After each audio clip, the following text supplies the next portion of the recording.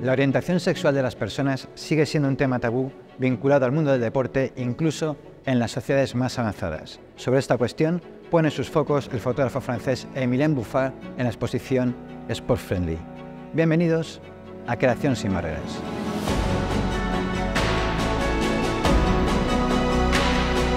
Pues nos encontramos con Emilien Buffard, que nos va a hablar de su expo, una expo que tiene una temática amplísima. Nuestro tiempo es relativamente corto y vamos a intentar sacarle todo el jugo posible, pero como te he dicho previamente, cosas se nos quedan en el tintero, sí o sí.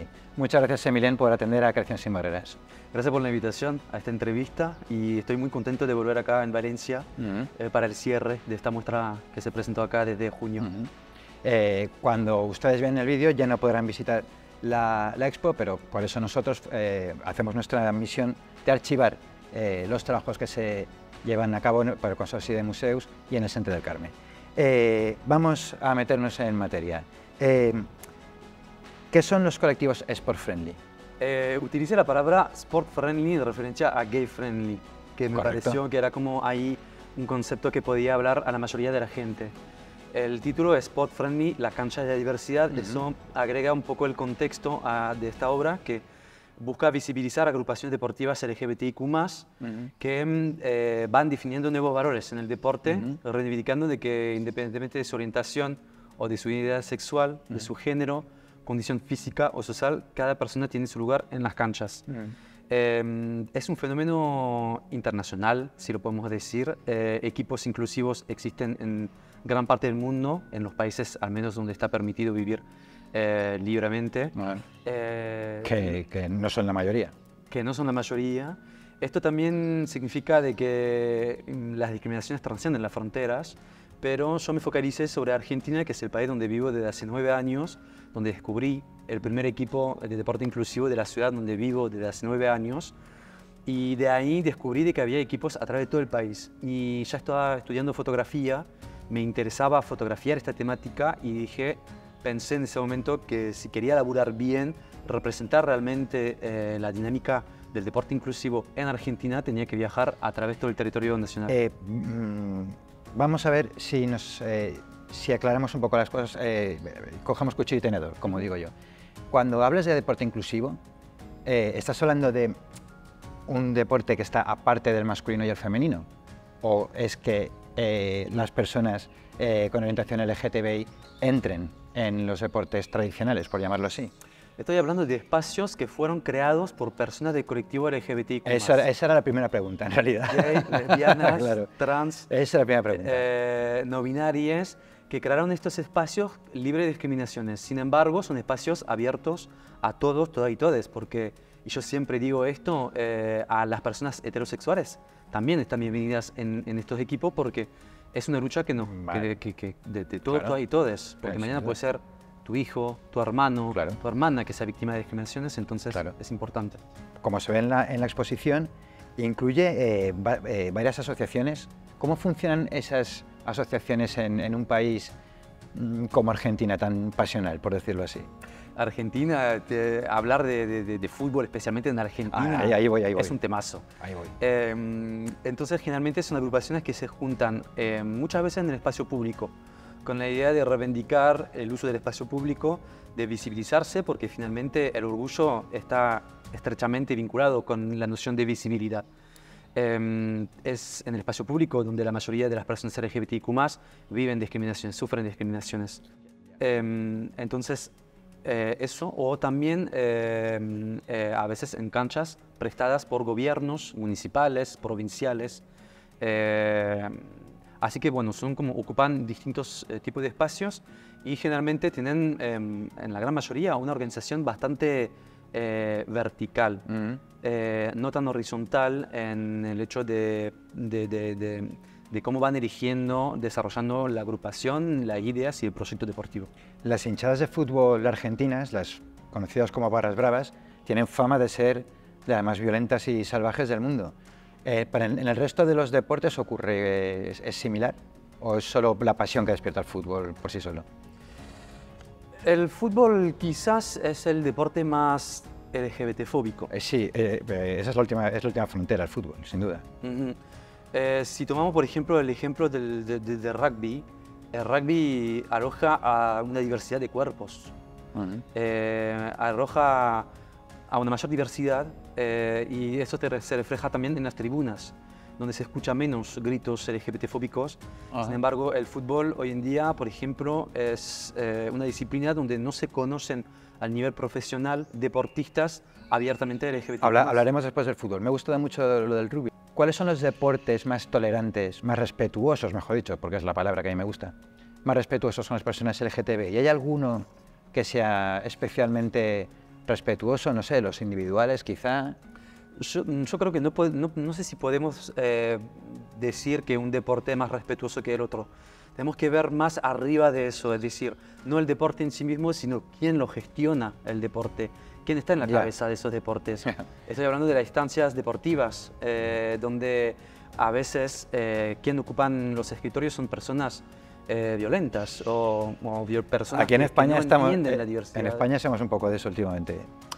Exactamente, acá tengo un ejemplo que... Al final caemos en la cesta esta. Exactamente, alguien que robó finalmente la Copa Mundial de Fútbol. Absolutamente. Quizás son los dirigentes los que, a los que les falta dar el paso. Las instancias deportivas hoy en día tienen que trabajar para lograr una mayor diversidad en las canchas. Creo que esto es muy importante y esto puede pasar, por ejemplo, a través del hecho de mostrar referentes, como acá atrás tenemos a Jessica Millerman, la primera mujer trans en haber integrado un equipo femenino de hockey en Argentina. Al principio, el presidente del club donde jugaba, en Rawson, en Patagonia, no la quiso dejar jugar cuando ella volvió con su DNI como mujer.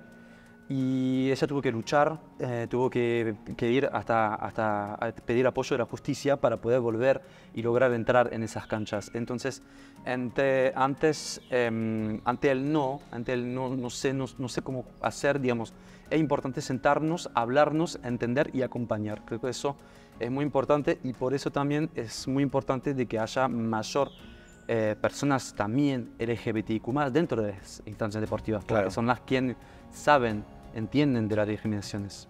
Claro. Por eso hablas también de que Sport Friendly es un punto de partida, lo has definido en varios textos como punto de partida. Estamos todavía en la fase 0 de todo el proceso. Sin embargo, hay federaciones que hoy en día están abiertas. Por ejemplo, la Federación Francesa de Rugby inscribió en su reglamento la inclusión de las personas trans, las mujeres trans, en el deporte, en las competencias de alto rendimiento. Qué interesante. Esto después de que World Rugby, la Federación Internacional de Rugby, al revés, puso en su reglamento, recomendó a las personas trans de no participar, la no integración de las personas trans en las competencias. Entonces es muy importante cuando una federación a nivel nacional apoya la causa, apoya, digamos, a la diversidad. Esto, por ejemplo, se refleja que hoy World Rugby pide a la Federación Francesa de Rugby, bueno, de documentar estos años de experiencia, de inclusión de las personas trans, para ver si, bueno, van a retocar o no este reglamento. ¿Hay otros ejemplos? La Federación Nacional de Natación, por ejemplo, que prohíbe también la participación de las personas trans. La Federación Internacional de Atletismo. Hay un caso muy famoso de una atleta francesa que no puede participar a nivel internacional en las competencias porque no la dejan jugar, por ser mujer trans. El tema trans aún estamos muy lejos de que se llegue a una solución porque genera una división total entre aficionados, entre dirigentes. Veremos cómo acaba todo eso. Sí, el tema es que ¿quién está haciendo ficción? No son las personas trans. El problema es que no les demos palabra a las personas trans, no las escuchamos. Y si las escuchamos, yo tuve la suerte de entrevistar a Jessica Millerman, por ejemplo, tuve a Alexia Serenis también, la primera jugadora trans de rugby de primera división en Francia, que conocí la semana pasada, pude entrevistarla y fotografiarla. Y ella me comentaba eso, de que justamente nos focalizamos sobre el hecho de los efectos de las hormonas. Pero, por ejemplo, yo abro otro debate. Muy bien. Messi, mejor jugador del mundo de fútbol, desde los 2 años tomó hormonas para poder crecer. Hoy en día es el mejor jugador de fútbol, sin embargo, nadie cuestiona su legitimidad en las canchas y sí cuestionamos la legitimidad de las personas trans en las canchas. Hay que entender de que no es todo cuestión de hormonas, sino también de entrenamiento. de capacidad, digamos, y de cómo te acompañan en tu proceso de atletización. Fíjate, acaba de estallar un escándalo en Italia con el futbolista francés Paul Pogba, jugador de la Juventus, que se lesionó, el año pasado estaba en blanco y le pueden caer 4 años de sanción por inyectarse exceso de testosterona. Ay, no conocía este caso. No, salió ayer, yo lo leí ayer. Ah, mira. Fíjate, es decir, hay que entender es que me ha encantado el ejemplo que has puesto con Messi y que lo harán un montón de futbolistas. Y hay que entender que estamos en un momento clave de la historia. O sea, el deporte hoy más que nunca está muy presente. Tuvimos la Copa Mundial de Fútbol en Qatar en 2022, que fue quizás la más polémica para los derechos humanos y especialmente las personas LGBTQ+, y las mujeres.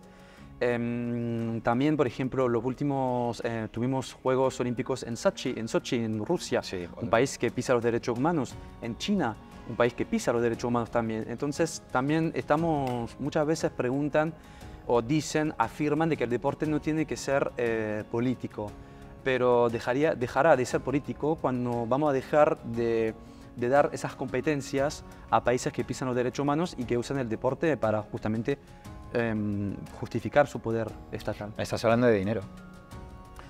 Exactamente, siempre hay conflicto de intereses.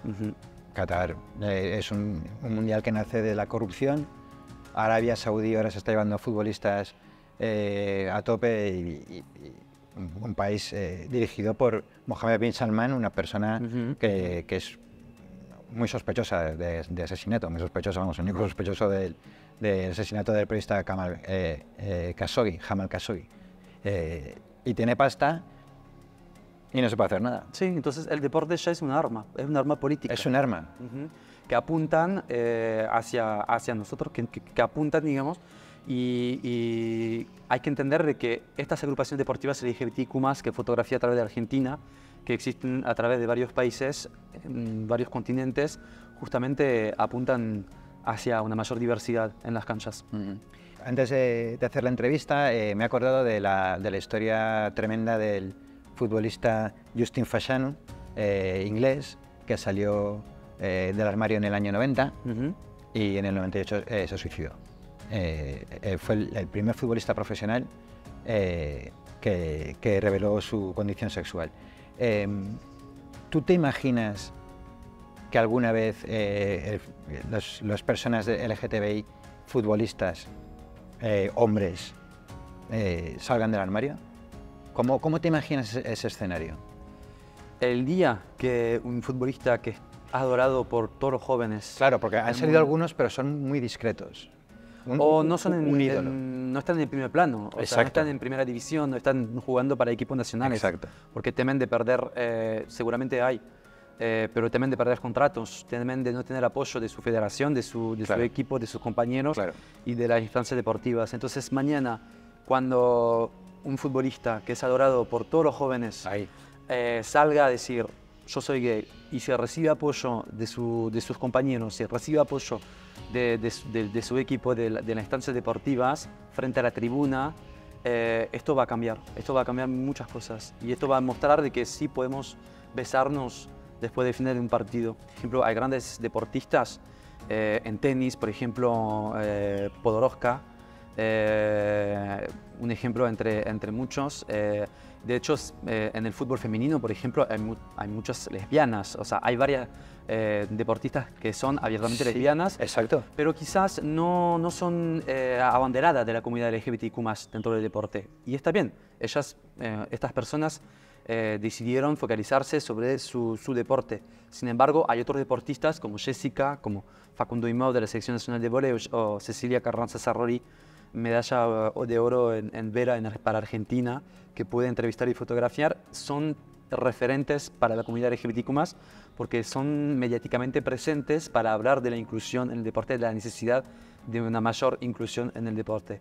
Lo que va a ser importante a partir de ahora es la educación, generar más educación, más talleres, más charlas, más acompañamiento también de las instancias deportivas para generar justamente un ambiente más solidario. Sí, hay que confiar en el futuro. Las personas que salen fotografiadas en tu expo son relevantes. por lo que estás diciendo. Son deportistas conocidos en Argentina. Yo, desde luego, no conozco a ninguno. Sí, sí, sí, son bastante conocidos en Argentina. Sin embargo, en mi obra fotográfica, que se trata de una muestra fotográfica y un álbum de cromos de la diversidad, con la idea un poco de retrabajar una herramienta que todos conocemos, el álbum de figuritas, de cromos, figuritas en Argentina, cromos en España, y hacerlo más inclusivo y trabajar las emociones, que yo creo que es el trabajo del artista, con la idea de generar un mayor diálogo alrededor del rol que queremos darle al deporte mañana. Entonces focalice este trabajo sobre estos deportistas para que nos cuenten al nivel profesional cómo ellos vivieron el hecho de su salida al armario y el hecho de ser abanderados de la comunidad LGBTQ+ dentro del deporte de alto rendimiento. Y también focalice especialmente este trabajo sobre agrupaciones amateur que nos van contando sobre diversidad sexual en el deporte, pero también diversidad de cuerpos. Por ejemplo, una mayor inclusión de las personas trans en el deporte, de las personas gordas también. Y también diversidad social. O sea, este trabajo embarca las diversidades dentro del deporte. Pero lo de la diversidad física, pura y simplemente física, lo veo muy difícil porque, por ejemplo, pues a mí me encanta el fútbol, pero con 6 años ya me di cuenta que no iba a ser futbolista ya en mi vida y no tenía que buscar otra profesión porque era muy delgadito y claro, pues no servía para eso. Entonces, el deporte es competitivo. No siempre. Por lo menos el deporte profesional. No, el deporte profesional, pero si no, en el deporte amateur no todo lo quieren vivir de manera competitiva. Y es lo que es interesante, claro, que dentro de algunos de estos equipos hay algunos que sí buscan la competencia y participar, por ejemplo, en torneos que no son inclusivos para demostrar de que siendo puto puedes ganar. Porque muchas veces escuchas, bueno, le vamos a ganar a los putos o dale, o sea, se escucha ese tipo de grito. Sin embargo, también hay agrupaciones que reivindican ahí la diversidad dentro de sus equipos, que sean espacios para crecer, para aprender. También espacios mixtos. Está la experiencia, el testimonio y la foto de Agus, que es una persona no binaria y que cuenta muy bien en su testimonio de que en su infancia no encontraba su lugar en equipos femeninos o masculinos de básquet y entonces nunca pudo jugar a básquet. Y cuando encontró este equipo que se llama Zorres en Buenos Aires, un equipo mixto, ahí pudo volver a las canchas, a pisar el parquet. Y creo que eso es muy importante mostrar de que hoy el deporte, todos, todas y todes lo podemos vivir y estas agrupaciones trabajan para eso. Claro, solo la palabra amateur se entiende que uno lo practica para pasárselo bien y no tiene la competencia tan encima, ¿no?, como en el deporte profesional. También haces alguna mención en alguna de las fotos a reivindicar la lucha contra la violencia y el heteropatriarcado propio del deporte. Pero claro, la competitividad tiene un componente violento siempre. Tiene un componente violento siempre. El deporte es físico y es agresivo y trae una parte de violencia con él. Entonces, ¿eso cómo se podría suavizar? ¿De qué manera piensas que esa violencia que denuncias se podría rebajar? En la época de la Grecia antigua, ¿se dice así en español? Antigua. Antigua. O clásica. Eso, el deporte tenía un componente guerrero. Entrenaban para ser guerrero, había toda esa... la guerra tenía un lugar muy presente dentro de la sociedad. Hoy en día, al menos en nuestras sociedades occidentales, por suerte, hoy en día no estamos confrontando a guerras físicas.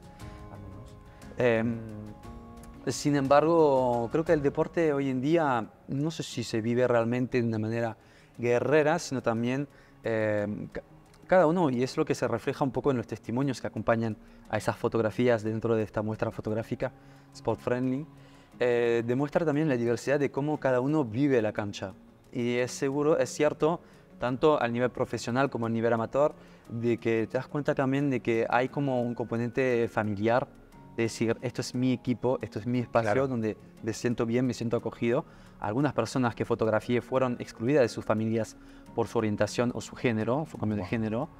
Entonces, de repente, la palabra familia es algo que se escucha mucho más que la palabra violencia en el deporte. Sin embargo, también podemos hablar de las discriminaciones, que eso es una forma de violencia. dentro del deporte, y por eso estas agrupaciones crearon estos espacios para que justamente no se escucha más maricón o este tipo de palabras discriminatorias. Ojalá. Así que de violencia se pasa a espacios seguros. Ojalá, ojalá estemos cerca de esa situación. Bueno, como sabes, en Valencia en 2026 se celebran los Gay Games. Yo debo de confesar que hasta que no nos dieron a nosotros, nos nombraron como sede, no sabía que existían desde 1982. Habría que ver cómo debían de ser aquellos juegos gays, porque vamos, porque la gente tenía que ser muy valiente hace 40 años. O sea, algo tremendo. Y por eso es muy importante destacar de que si hoy en día yo puedo hablar con vos acá en este espacio, debajo de una foto de una chica trans que juega públicamente, que es una figura mediática en Argentina, es porque son derechos logrados anteriormente. Claro. Y sin embargo, no tenemos que olvidarnos de que hoy en día podemos hacer 3 pasos adelante y cae un nuevo gobierno y podemos hacer 2 pasos atrás. La sociedad puede cambiar, puede evolucionar, y la política también. Y nos puede retirar derechos. Ya lo estamos viendo con los populistas que llegan al poder, por ejemplo, ahora mismo en Italia, que ciertos derechos fueron retirados, sacados a la comunidad LGBTQ+. Entonces, sí, hace 40 años atrás no era tan sencillo. Yo agradezco, Esa gente es para poner un monumento. Exactamente, exactamente. Un monumento. Desde tener la idea a hacer la realidad. Y de ahí la necesidad de mostrar esos referentes para recordarnos, para entender de que si estamos hoy en día acá parado, es que fue gracias a la lucha de estas personas. Entonces, una persona como Jessica Michaman, gracias a ella, oye, después, porque al principio no la querían dejar jugar, hizo un video que se volvió viral en las redes sociales a nivel mundial, llegó hasta el Comité Olímpico Internacional, y desde ahí el Comité Olímpico Internacional empezó un poco a repensar la inclusión de las personas trans en el deporte. Entonces, de ahí la necesidad de mostrar esas personas que luchan hoy, ayer, hoy y que van a luchar mañana para que podamos tener más derechos, los mismos derechos que cualquier ciudadano. Que van a luchar mañana, ojalá sean las menos posibles, si no haya que luchar tanto. Pero es muy importante recordar que los derechos conquistados no quiere decir que los vayamos a conservar siempre, y hay que tener mucho ojo con ellos. Emilien, se nos ha pasado el tiempo. Yo no me he enterado, por lo menos, pero sí, se nos ha pasado el tiempo. Muchísimas gracias, enhorabuena por tu expo, y ojalá estos deseos que muestras por Friendly se hagan realidad lo antes posible, sin ningún tipo de traumas por nadie y con el respeto siempre por delante. Muchas gracias. Y nos vemos en la próxima edición de Creación sin Barreras. Hasta entonces.